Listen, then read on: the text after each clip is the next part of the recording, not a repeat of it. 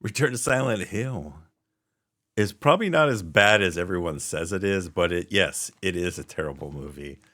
Return to Silent Hill is directed by Christoph Gans, whose previous works include the 2006 original Silent Hill film, which I remember liking for the most part. It was decent game adaptation, although I don't really have a lot to the games. He also directed 2001's Brotherhood of the Wolf, which I believe is a French movie and had some pretty good visuals. I did see it years ago, and I know it was kind of acclaimed for the visuals and the direction of that movie.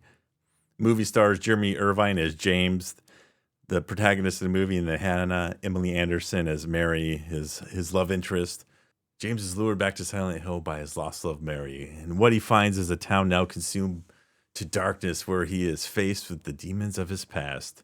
So, like I mentioned before, it's not a terrible movie in the sense that a lot of the reviewers, a lot of YouTube videos are going. It is definitely not Uwe Boll terrible, who is well known for doing these terrible, with some of the worst video game adaptations, such as House of the Dead, Alone in the Dark, Blood Rain 1, 2, and 3. I didn't even know they made three of those movies until I looked it up.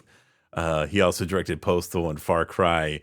And when I was watching this movie, I was like, wait, is this a Uwe Ball movie? But it definitely is a slight step up from a Uwe Ball movie. And Uwe Ball's movies are terrible in all sense. The only thing I've heard is he has a movie Rampage that people, I guess, kind of like. I never watched it. To say that this is probably one of the worst movie adaptations is a little hyperbolic, as you know, those people may have don't even know who Uwe Ball is, who's made some of the worst movies of all time. Return to Silent Hill starts off with James driving through the mountains and in his Mustang, and it kind of lingers on this drive for a bit too long, and he almost ends up in a head-on collision, swerves to miss a semi truck, and hits random luggage just sitting on the side of the road, which happens to be Mary's. He gets out. This is when they first meet. He's helping her with her clothes that are all over the road, putting them back in the suitcase. Her bus comes because she's on her way out of Silent Hill, which is interesting because the bus comes. They don't really stop, and she just waves them on by. It's I found it super weird. It took me out of the movie, like a lot of things in this film. But instead of offering to take Mary to the town she was going after ruining her day, James says he's heading to Silent Hill. They have a discussion about the town, and Mary goes back with him, and they build their relationship there. There's a lot of back and forth time jumps in regards to their time together in Silent Hill, the people around the town that are a little weird, I guess would be the terminology. And there's something a little off in this town. And it intercuts between James being kind of a drunk, trying to deal with some demons. He's seeing a psychologist. So a lot of the movie, you don't know if it's actually happening in his head or if it's something that's happening in reality, and that maybe some of the part of the psychiatrist and other aspects are in his head. So the movie does jump a lot between those. There's also a lot in the movie in regards to, especially towards the end, and that it felt that the movie was just gonna just stop and not finish and complete the story. There were so many of those throughout that I was about to get annoyed. He would come back, be talking to a psychiatrist, and you're like, okay, they're gonna end it. It was all in his head. That's all this movie was, all in his head. That's not how the movie ends. I won't ruin it in case you really want to see it. If you're a giant Silent Hill fan, maybe you'll watch it. Definitely don't recommend seeing it in the theater. Not worth your time or your money. Overall, the special effects were super hit or miss. There's a lot of green screen in this movie, or blue screen, or whatever technology they're using for that.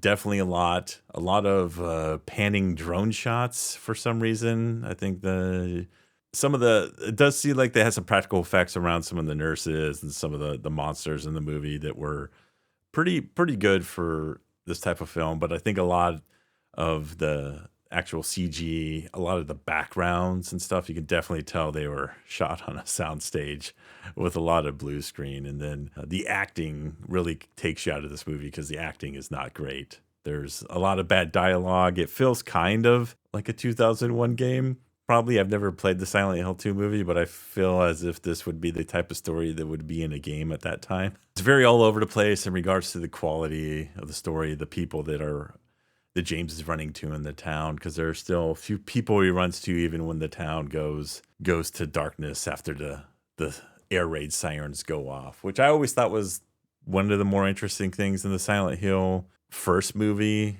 in that the air raids kind of trigger more darker feeling and doom as the world changes around them. I believe that is a key aspect of how the game plays, but I've never actually played any of the games. Overall, definitely not the worst movie ever made, but definitely not a great movie. And it's interesting because it's been 20 years since the first adaptation of the Silent Hill movie, and this is directed by the same director of that. And it doesn't seem like he learned his lessons, because I'd have to go watch that previous movie, but I believe that previous one, I think, visually looked a lot better. It had better actors as well. I believe Sean Bean was in that one.